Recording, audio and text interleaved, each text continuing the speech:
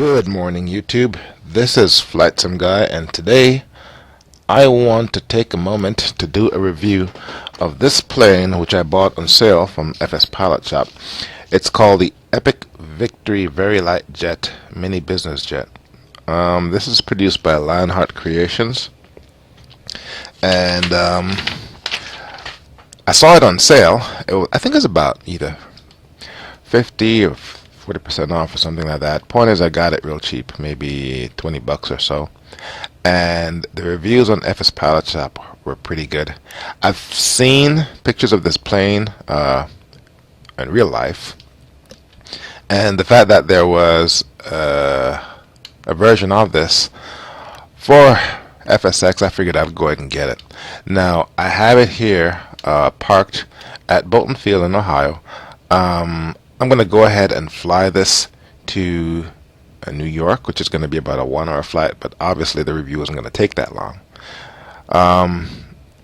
Never flown this before. There is something else that I plan to do, another video that I plan to make, so I'm just going to go ahead and cut that video in the same flight and publish it some other time. So I had this parked at the deck at Bolton Field, and I have a lot of the accessories turned on just for show. I'll get into those a little bit later. This is a really cool plane. It's a single jet engine, very light jet, not unlike the Phenom that I have. It's all carbon fiber, and here you can see, I guess that's the APU and the engines and the batteries and whatnot up front. The actual engine itself is in the rear. Some sort of turbofan engine, and this right here is just to give an overview of what's on the outside. The name of the company is actually Epic. I think it's Epic Aircraft Manufacturing that made this. They went out of business quite a few years ago, so I guess these planes will become a collector's edition, or they'll be in demand because the manufacture didn't last very long. Only a handful were made. It's all carbon fiber, and it is said that two very strong guys on each end can lift the plane off the ground. That's how light it is. Alright, so let me go ahead and get myself into the aircraft. Before I do that, this is obviously an external view, an FSX, and the window that gives me the options to do all these cool things, I think, is Shift 4. Yeah, there it is. It's the command console. So I'm going to go ahead and load the bags, put the rear cowling back on. That, I think, is pretty cool. Put the front cowling back on.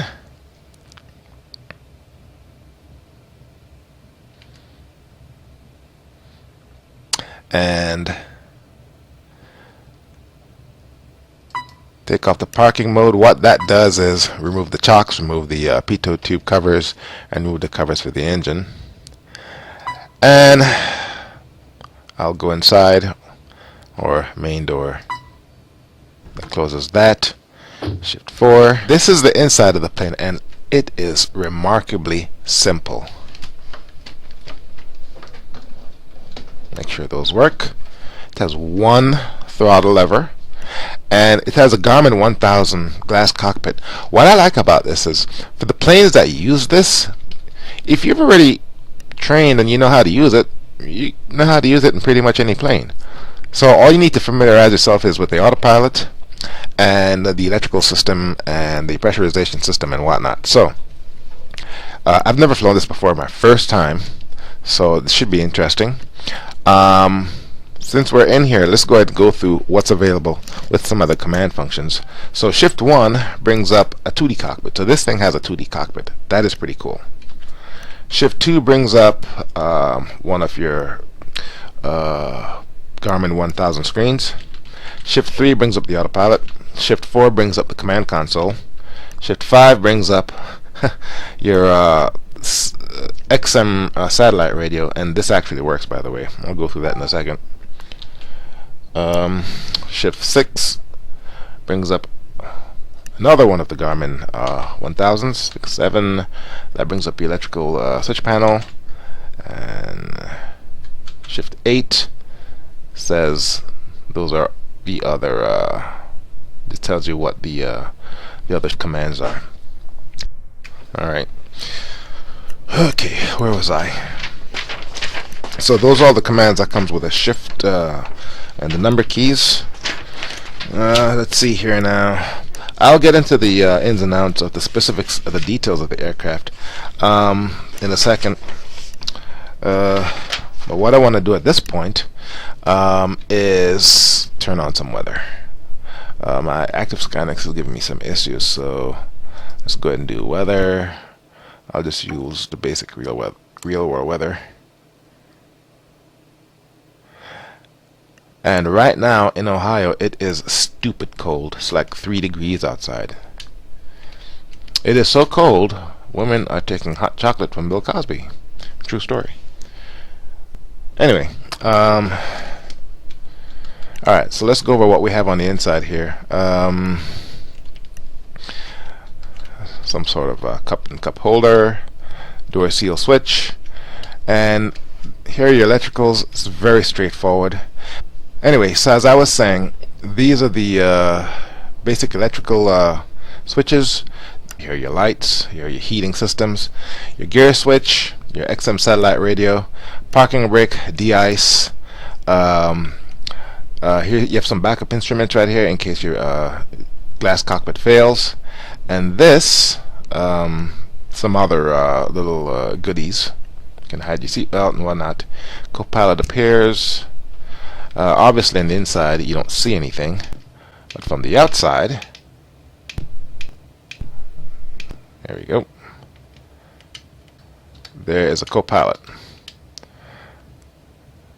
Doesn't do anything for the pilot, but that's a creepy looking co-pilot. And her head just goes back and forth like a radar dish. Alright, so let's go ahead and start this thing up and get in the air. I'm going to go ahead and turn on the autopilot, and then once I'm in the air, I'll go ahead and talk about some of the other specs. This plane cruises at about 250 knots true airspeed. At that speed, it's going to take me about maybe an hour to hour and a half to get to New York, which will give me enough time to finish this video and do the next one that I have planned. Now, like I said, I've never flown this before. The documentation, I'll go over that in a second also. Gives you just enough to function. I think I've had enough experience simming that I don't need to read the documentation with regards to how to start the plane. All I need to know are the critical speeds. Okay. First thing I need to do is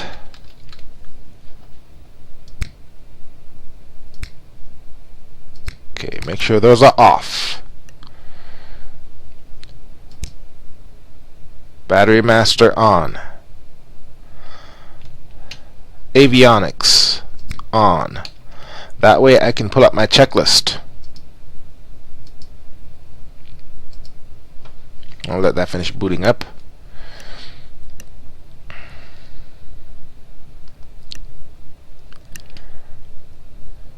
Make sure my parking brake is set. In fact, let's go ahead and push myself into position.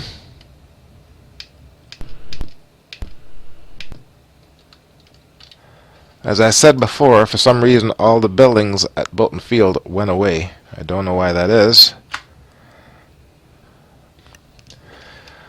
I'll have to use my Steam Edition in the future. At least the tower is still there. Okay. Alright, are you booted up? Yes, you are. Alright. Page down. Pre-start check. Parking brake set. Throttle is at idle. Battery off. Well, if the battery is off, how is this going to work? Okay, well, get past that. Avionics master off. It's actually on. How else would I get this thing up? Fuel pump off. Landing gear lever is down. Panel lights on.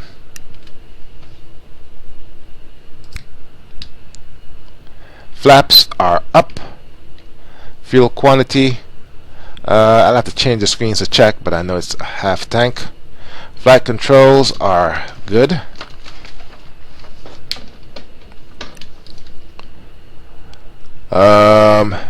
Avionics master is now on. It's been on. Check weather. Already did that. De-ice structure and heating. Alright, it's pretty cold outside. So let's go ahead and, well, I want to start my engine before I turn on the de-icer. Alright, let's go ahead and give it some fuel. Start the engine there. Now, one thing I've noticed with this is the brakes don't hold the plane very well for some reason. I start the look at that. Stop. Push back. For some reason, the second you turn over the engine, it starts to run away with you. That's why you got to check to make sure that this is all the way idle. And even with your parking brakes on, it wants to run away with you. This happened several times now. Alright. There we go. Parking brake set.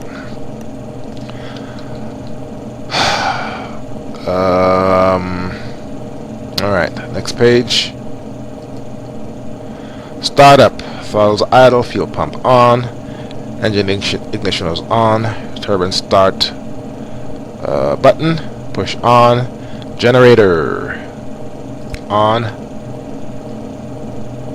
Oil pressure in green. I need to get out of here to check the oil pressure. Pre-taxi. Let's turn on those lights. Compass heading set. I'll be taking off from 22, so let's go ahead and do this funky compass here. How did I do this again? Here we go.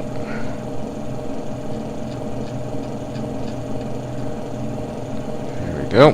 22. There we go.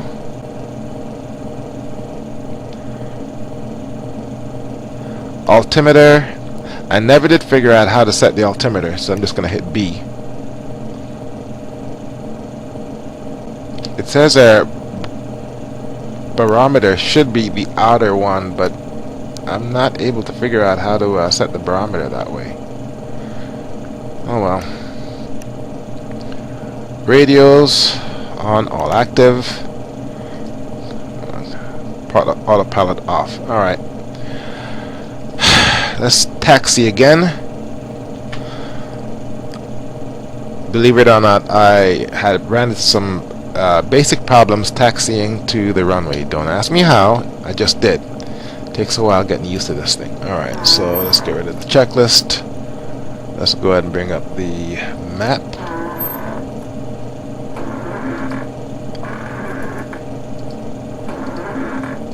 There.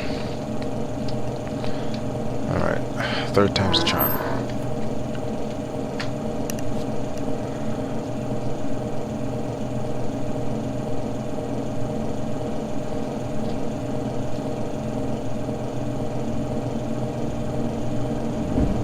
Whoa.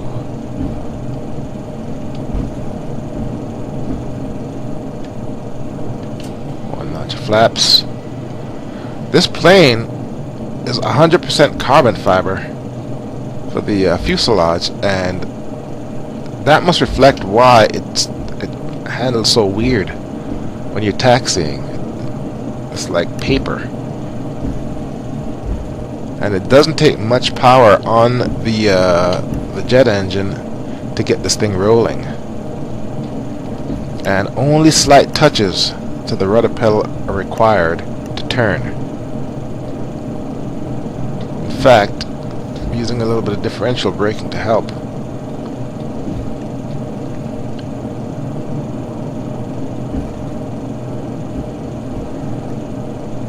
I have to admit, so far, I want to say that the Phenom is still my favorite microjet. They're pretty much, I don't want to say identical, but they still have the three G1000 glass cockpits, and everything else is not, the layout isn't identical, but they're all very simple. Only difference is the Phenom has 2 engines, this one has 1. So we will see in a moment how that works out. Alright, let's go ahead and pause. Turn on FS Recorder and set my parking brake. Let's go ahead and here's where that co-pilot of mine would have come in handy. Alright, what are we doing here? There we go. You gotta find the right click spot to set your altitude. Let's get going. Kilo Mike Golf Yankee traffic Piper November 3376 Bravo taking off runway 2 departure to the north. And I did not configure Easy Dock on this, so the camera shake in the cockpit, that must be part of the simulator experience. Alright, I want to get lined up with the middle of the runway. And let's see if I can get this thing in the air. Alright. Oops. Set my trim. See, it's getting away from me. Alright, here we go.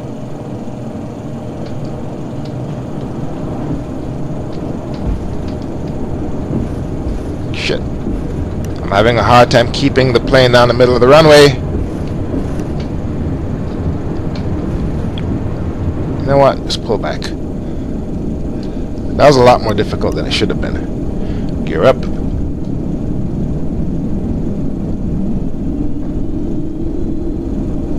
Flaps up. I'm already at 190. Wow. Okay, trim down. Trim down. Okay. My vertical speed is through the roof. Let's come off the gas a little bit. Yeah, this camera shaking the cockpit. This is not Easy Dock. This is the native aircraft. Alright. Where am I heading? I'm heading west. I need to be going east. 245.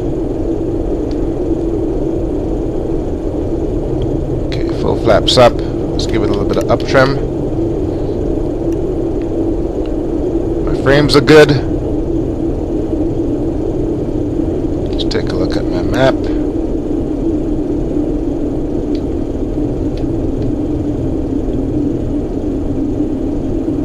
There we go. Stall and fall out of the sky.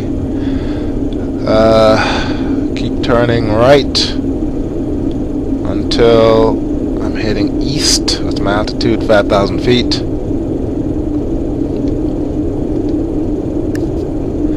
I tell you what, these developers that publish these microjets, they do a very good job of simulating what a microjet would feel like, because this does feel like a really, really small jet, general aviation aircraft, almost like a fighter.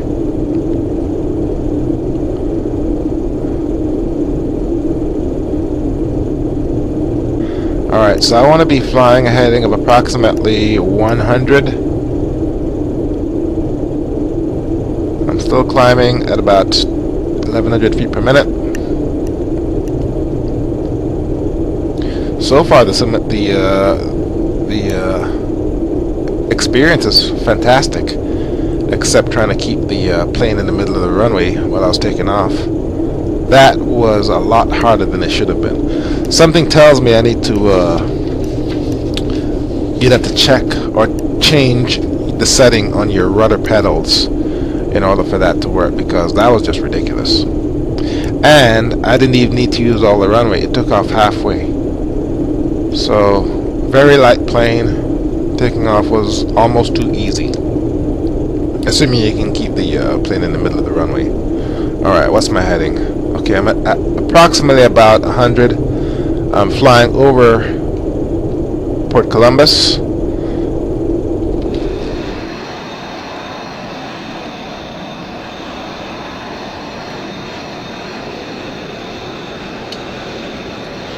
Okay, let's do a lock spot. I prefer the lock spot view. So much easier. Alright, let's get back in. Alright, 9,000 feet. It's bouncing around. Alright, let's see here. Let's go ahead and do this. Autopilot master on. It's powering up. GPS unavailable. That's fine. GPS acquired. Thank you. Autopilot off. Okay, here's where I need to move the yoke. And there. So it's going to hold at 9,400. And let's go ahead and get my heading.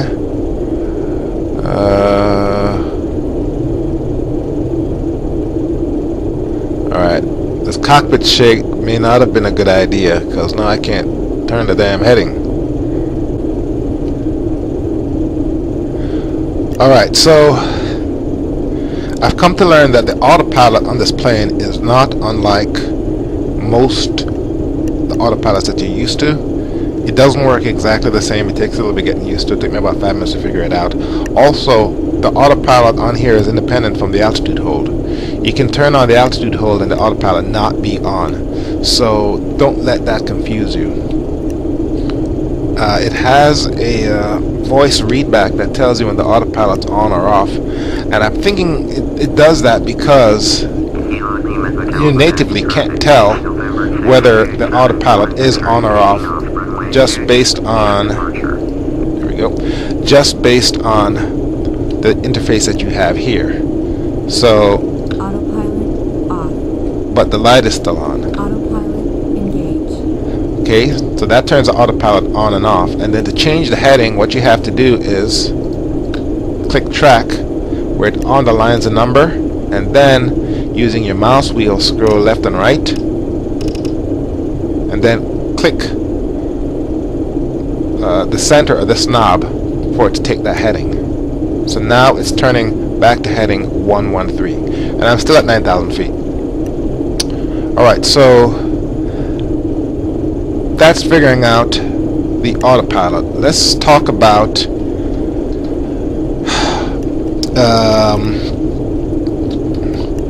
to use the GPS. Obviously, because of the camera shake in the cockpit, trying to change anything here is not going to help. So what you got to do is use this, not that one obviously because it doesn't work. This is the PFD. So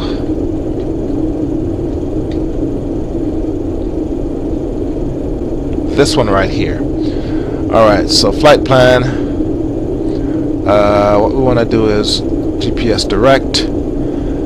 Now here I can do K. Okay. So now you got to ask yourself, I can get the first letter in.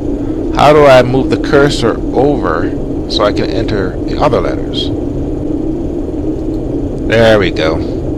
So what you got to do is you got to move this to change the letter. Then you got to find this click spot over here to move the cursor over. So then let's do L, G, click A. If I appear unprepared when I do these reviews, that is not a mistake. That is by design. I deliberately throw myself into reviewing these aircraft without reading any of the documentation. That way I can learn better and learn more effectively how the aircraft works. And by sharing that, I'm hoping you can do the same.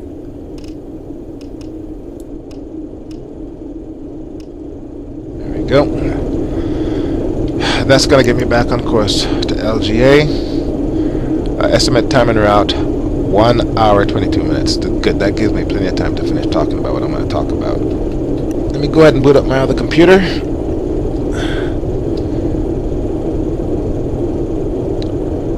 Okay, I'll get to you guys later. Close this. Alright, so figured out the autopilot, figured out the glass cockpit.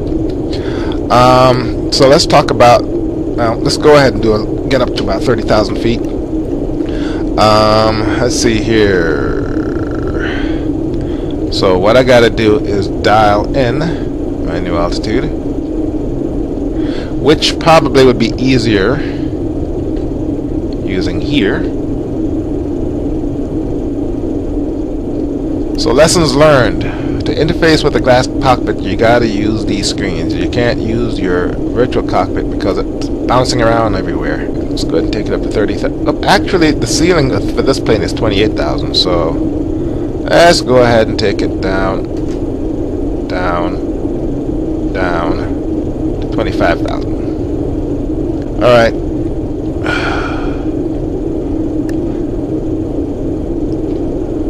Up. Okay, let's give it more gas. Up. Okay, I got it to climb. I'm getting it to climb. That's good. And let's go ahead and make our climb speed about there. That should do it.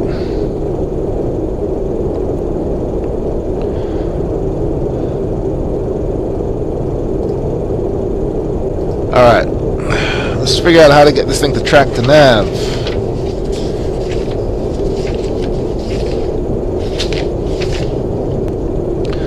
We're in climb. Alright, so now I'm in a good position to talk about this carbon fiber single engine jet. Specification: seats 4 or 5 people. Engine Pratt & Whitney PW600 series. Weights: empty weight 2,700 pounds, maximum takeoff weight 5,500 pounds. Wow, that is so light. Maximum payload with fuel 900 pounds. That's not a lot of payload. I have a couple of friends, 3 of them put together is 900 pounds. Performance: maximum cruise 320 knots true air speed, economy cruise 250 knots true air speed, ceiling 28,000 feet. Time to climb to ceiling 28,000 feet is 10 minutes. Range of 1,200 nautical miles. Let's see here. Some features of this jet. Anything worth mentioning: they have different types of interior, different colors and whatnot. Basic animation. You got your virtual co-pilot. The voice feedback for the equipment is very useful. Also, this, where is it? There is a system screen, exit.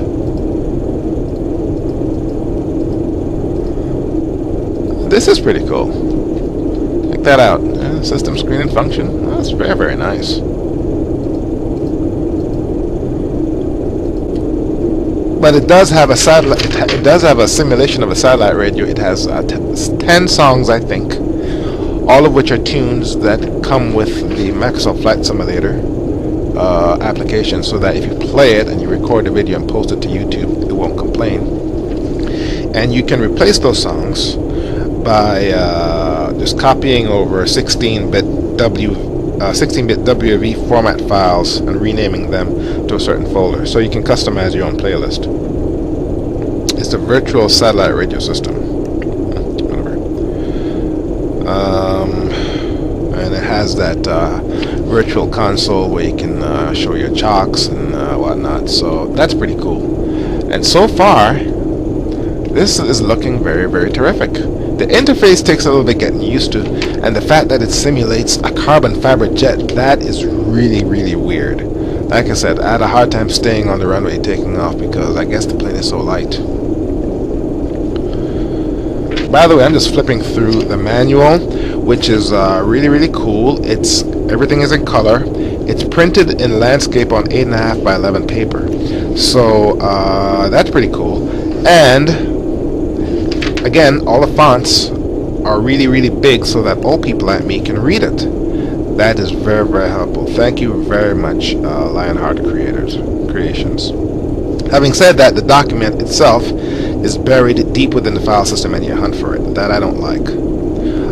It pops up immediately after you install the application. That's helpful. So the first thing I did was to save it off to a local, save it to my desktop. Otherwise, to find the manual, you have to hunt for it. All right. So what else can we talk about with this plane? Several interior themes. I guess we could look around on the inside. Let's go ahead and do that. To look inside, you'd have to use a virtual camera such as EasyDock to go in and poke around. But evidently, the interior, it has several different types of interiors based on whichever livery you take. Alright, let's get back to the virtual cockpit. Has a view for right seat.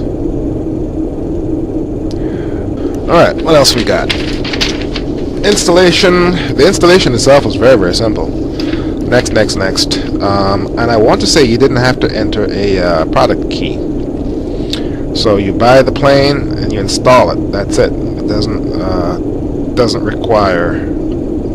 I don't think it required a product key for activation. You just buy the plane and turn it on. So the Garmin 1000. We already went over that. In the real world, these three should be interchangeable and all the buttons would work. But in this plane, this one, the HSI related buttons work, but the GPS buttons don't work. And over here, the GPS related buttons work, but the HSI buttons don't work. So, and that makes perfect sense. The camera shake, as I said before, is not EasyDock. This is the native application. So if you want to interface with any of this stuff, you're going to have to bring up the commands from the shift menu. Let's see here. Going through this funky autopilot. Man, reviewing aircraft is hard work.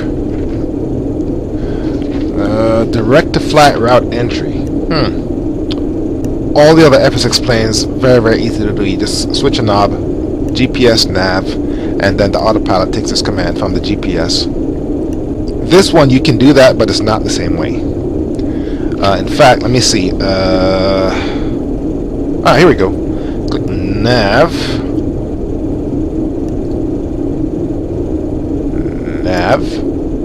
Then GPS. Steering engaged. GPS steering engaged. There we go. And now the autopilot is taking commands from the GPS. So in theory, the plane should turn to line up with this line and then follow it. Like I said, the autopilot for this is a little bit different from what you might be used to. Cabin pressure. The cabin pressurization system is over here.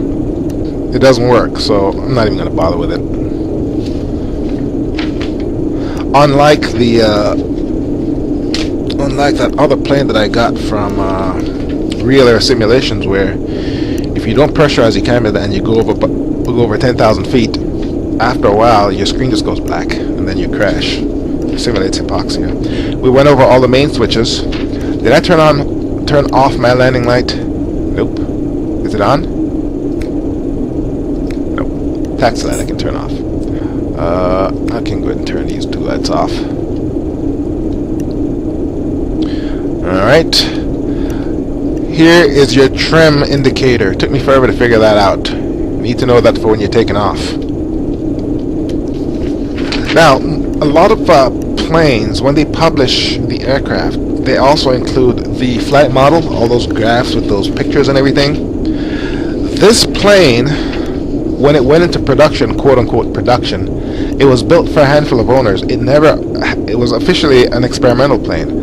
It never got FAA approval. So the developers of this application, they didn't get a chance to get all the flight model documentation. So it's not available for this plane. If you want it, you have to find a similar aircraft, a similar carbon fiber aircraft with a single jet engine that fits this specification, and get the flight model from that. And to the best of my knowledge, no such aircraft exists. Not commercially anyway. There's probably a lot of kit planes, jet engine kit planes like this, but the company went bankrupt before they got FAA certification for this.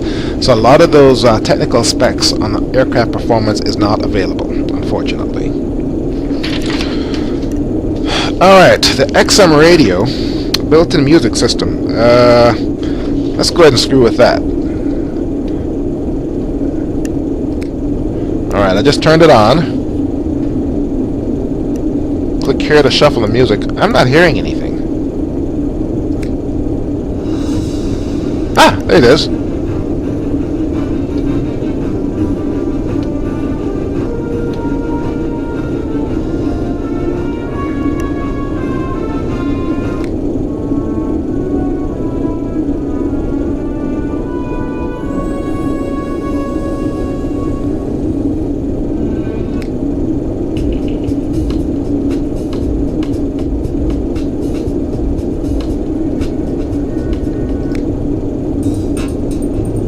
Alright, enough of that. And I want my yoke back. Alright. So that's the XM satellite radio. You can replace those tunes with your custom tunes. Just don't publish it to YouTube because they'll pull your video. Don't ask me how I know that. It has their soft glow instrumentation lighting. Not impressed by that. Flying the Epic Victory. They should have a chapter on taxiing the Epic Victory. Taxiing was very, very twitchy. Let me just go ahead and say that. Performance speeds. Let's see here. Landing. I'm going to go ahead and read what it says about landing, because obviously for any sort of flying, what's most important is the landing part. So, final approach is fairly simple. Gear down and locked. Landing lights on. Parking brake off. Drop your landing gear when required and watch for the green locked lights in the landing gear. Enunciate a triangle located just above the landing gear lever switch. Keep your airspeed at 100 knots. Drop flaps as required. If you're coming in light and not heavy and weather is good, you do not need flaps. Remember, this is a carbon fiber aircraft, so I'll take their word for it. Short runways, moderate weight, hot air, you will need full flaps. Note your stall speeds. Full flaps will be 72 to 74 knots. And clean with no flaps will be 85 to 88 knots. So this thing has a stall speed similar to some of the more powerful single engine piston planes, but those planes obviously are built of metal, whereas this is built of carbon fiber. Stay cautious. You do not want to drop your exotic craft out of the air at low altitude. You can shatter the airframe and destroy the landing gear, as well as some possible hospitalization to the passengers and crew. Always watch that airspeed and note your flaps and gear positions.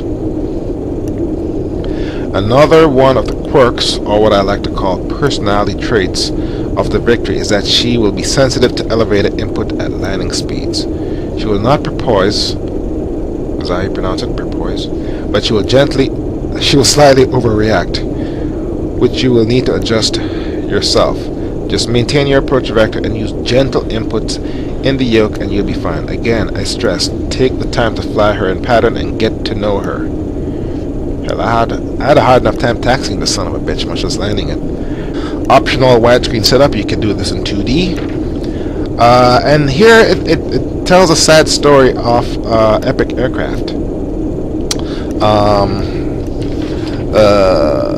The factory, they had a single factory, they went bankrupt, and they started the certification process, but in the United States that takes several years. It's very expensive, it's very long, and things just didn't come together in the long term for this organization, and they went out of business.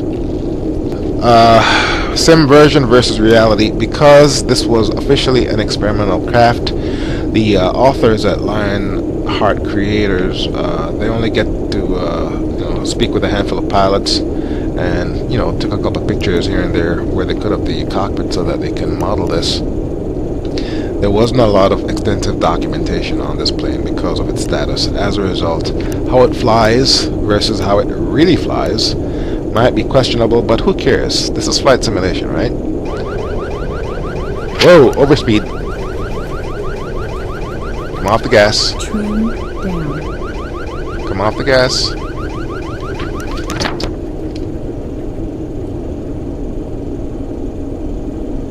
Okay.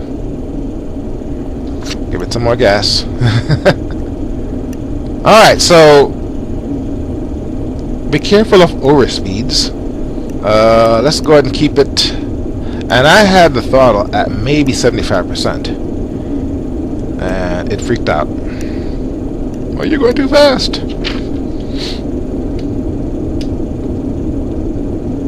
Alright, was able to recover. Alright, we'll keep it right here. Let's see, what else was I saying? Yeah, it doesn't simulate pressurization. Real versus simulated, they can only go so much because they didn't have all the information. So at least they tried. Known bugs and issues. Has a couple of bugs here. The landing gear shows in the ground. Some minor things here and there, nothing worth mentioning. The installer is about 200 megs. You can either run it yourself or you can extract the files and drag and drop the files yourself. I can't imagine why anybody would want to do that.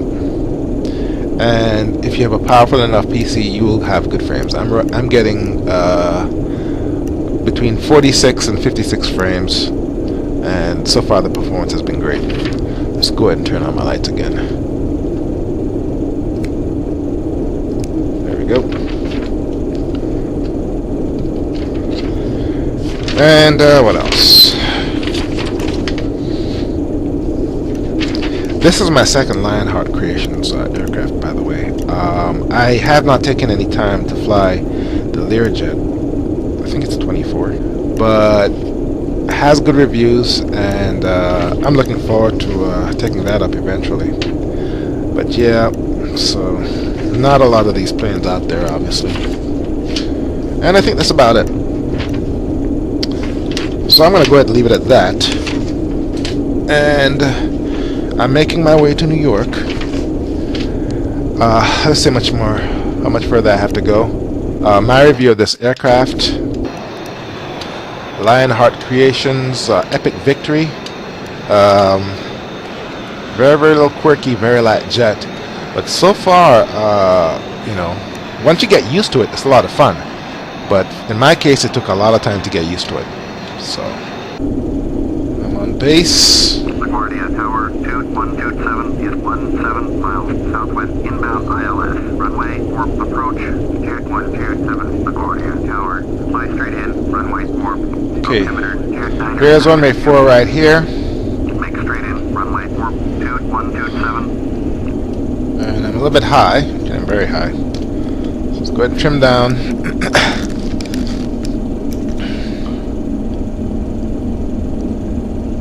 Go ahead and get lower my gear. Give me some drag.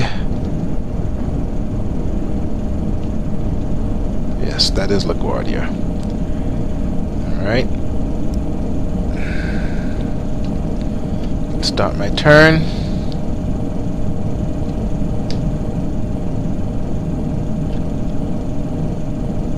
Turn. Wow.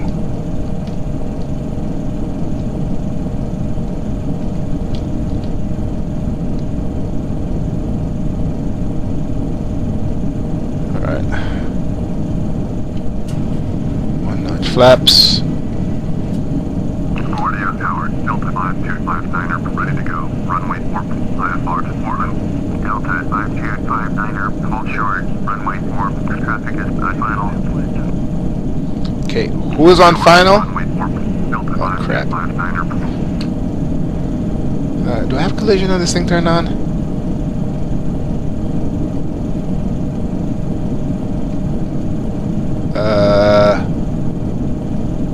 Alright. I think I'm a lot closer.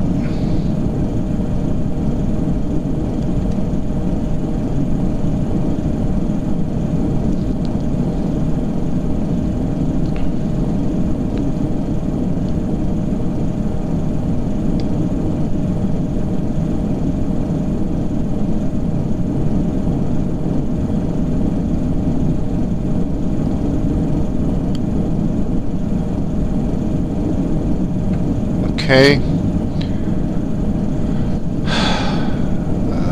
Am I recording? Yes.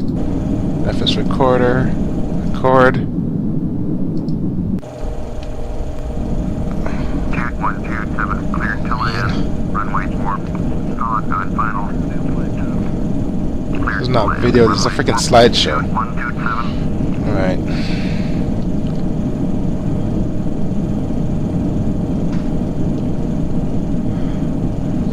Frames.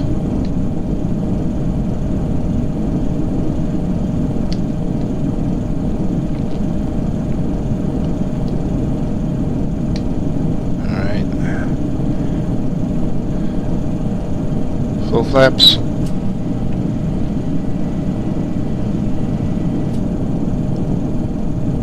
LaGuardia Tower, Delta 5264 is 8 miles southwest inbound ILS. Runway 4 approach. Delta 5264, LaGuardia Tower. Fly straight in, runway 4. Altimeter, check 992. I haven't been able to set my altimeter because I haven't figured out how to do it with this plane yet.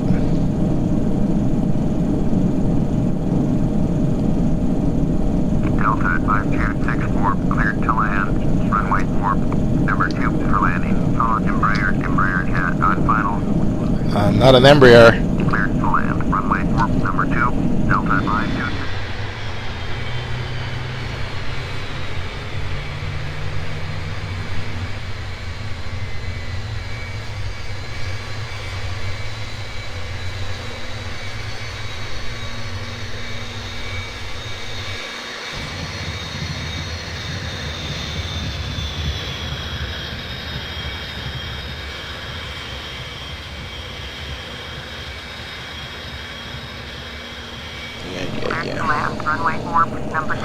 But this is a fun plane. It's hard as hell on the frames though, and that's because of the camera shake in the cockpit and the glass cockpit. Those two items I think contributes to the fact that it's a bit hard on the frames. That and the high quality texture in the on the flight deck. Yeah, once I got down, I was doing good on frames when I took off, but once I got into the New York area, everything just totally crashed on me. Golf 69er, did you copy? Oh, damn it. Yes. Alright, I'm just gonna go ahead and stick myself right here. Very, very good plane, hard on the frames. You need a muscular computer to run this thing. But it's a lot of fun once you get used to it. It's not like any other plane I've flown. It's a little bit unique. US Air 938, cleared to land. Runway 4, number 2. But hey, it's all good. It's all good. Alright. Whoa! Stop! There we go. And as far as a shutdown, this should be pretty straightforward. All you gotta do is turn it off here, kill the fuel, turn off the fuel pump, turn off your lights, avionics master off, generator off, battery master off. And that's it. This has been a very interesting experience. It's a fun aircraft. It's not like any other macrojet you've flown, but I bought it on sale. FS Pilot Shop. That sale is still going on. It's probably going to go through Valentine's Day. I think I got it for 50% off. Definitely worth the money. FlightSimGuy here. Thank you very much for watching. What the? Did you see that?